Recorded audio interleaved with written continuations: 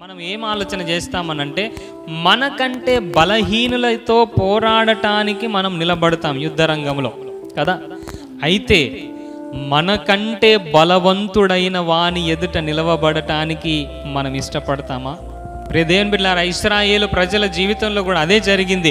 గొలియాతు నిలబడ్డప్పుడు గొలియాతు ఎదుట నిలబడటానికి సౌలు సైనికులు ఇశ్రాయేలు ప్రజలు ఎవ్వరు కూడా నిలబడటానికి ఇష్టపడలేదు, భయపడ్డారు. మన జీవితంలో కూడా మనకంటే బలవంతుడైనటువంటి అపవాది ఎదుట నిలవబడటానికి ఇష్టపడతామా? ఇష్టపడము కదా. చాలాసార్లు భయపడిన స్థితి మన జీవితంలో ఉన్నది. కానీ ఈ దినం, ఈ ఉదయకాల సమయం దేవుడు నేను బలపరుస్తూ ఉన్నాడు, నేను ధైర్యపరుస్తూ ఉన్నాడు. ఎందుకో తెలుసా? దావీదుకు తోడై ఉన్నటువంటి దేవుడు, యెహోషువకు తోడై ఉన్నటువంటి దేవుడు, కాలేబుకు తోడై ఉన్నటువంటి దేవుడు, మోషేకు తోడై ఉన్నటువంటి దేవుడు ఈ దినం నీకు కూడా తోడుగా ఉండబోతున్నాడు. హల్లెలూయా.